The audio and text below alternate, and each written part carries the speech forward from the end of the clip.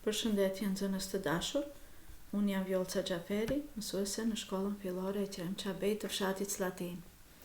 Sot në e-klasa do të punojmë në lëndën e gjuhës shqipe, më saktësisht në temën gjuhë dhe njësinë mësimore shenjat e pikësimit. Për të shprehur sa më bukur me shkrim, për të shprehur mendimet, dëshirat, emocionet, sidomos pushimet gjatë të lexuarit, uljen, ngritjen e zërit, përdorim shenjat e pikësimit.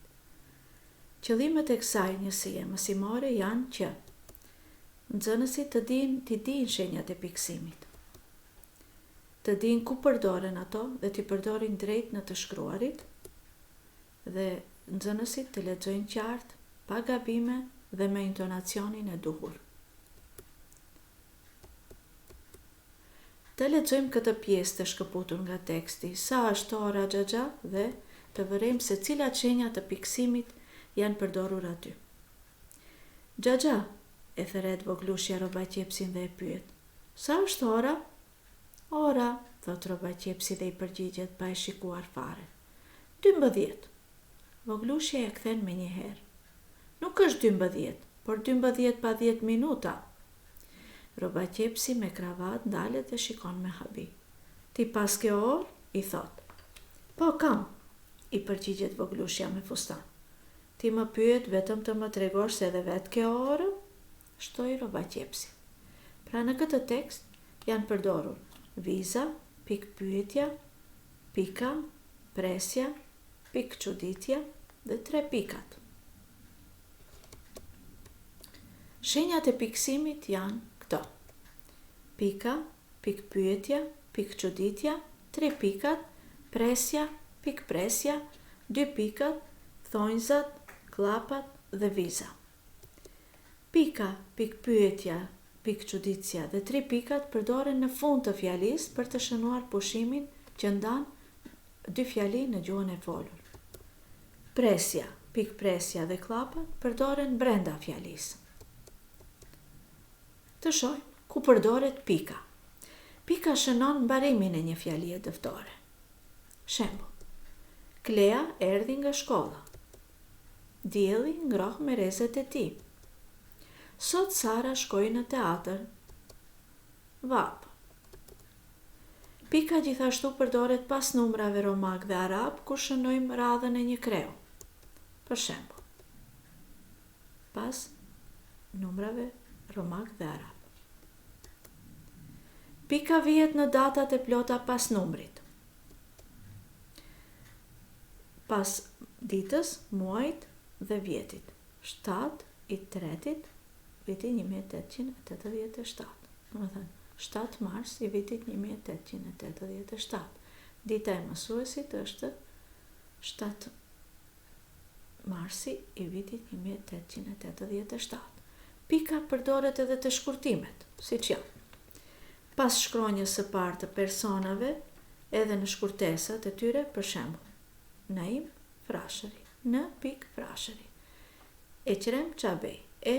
Qabej, e të tjera. Pas shkronjave të para të fjalëve që shënojnë gradën apo profesionin: profesor, shkurtimisht prof, pik, doktor, dr, pik, general, gjen, pik, shkurtimisht, e të tjera. Pik pyetja përdoret në fund të fjalive pyetëse, në fjalit të ndërtuara me përemrat pyetës. Shembuj: A erdhi sot Vesa në shkollë? Kur do t'i punosh detyrat, Jakub? Erion, çfarë do të thuash me këtë? Pik çuditja përdoret në fund të fjalive nxitëse, dëshirore apo thirrmore. Për shembull: Rrofsh sa malet, Almir.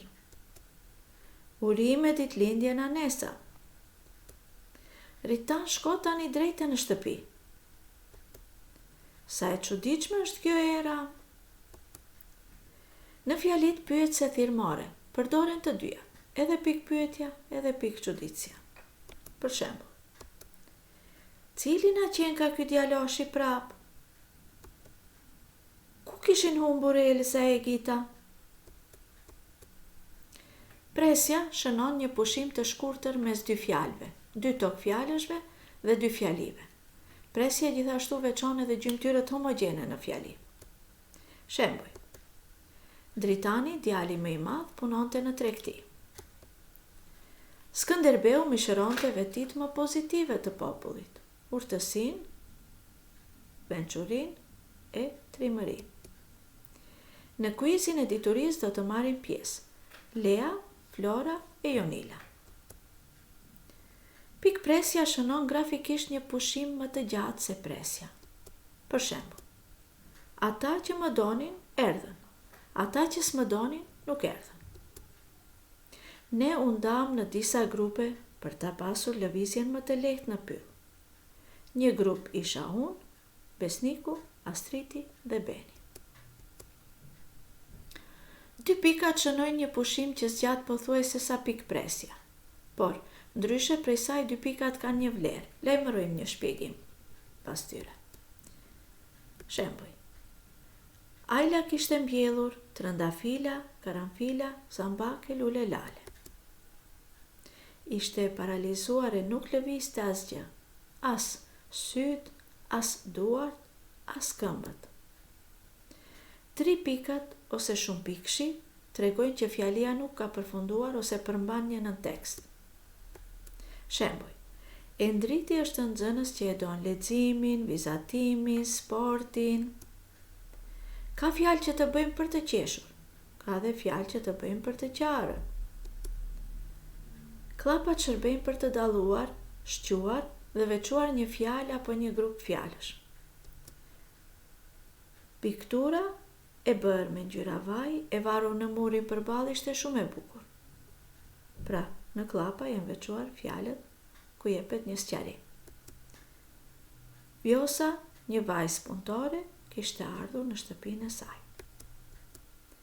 Thonjzat përdoren në ligjëratën e drejtë për të shënuar emërtimet e rrugëve, institucioneve, titujt e librave, të revistave, të gazetave e të tjera.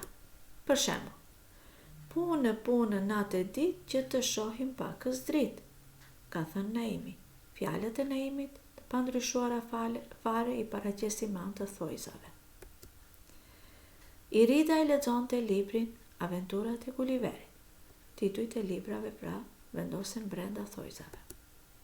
Në spitalin Nën Tereza të gjithë ishin në gatishmëri.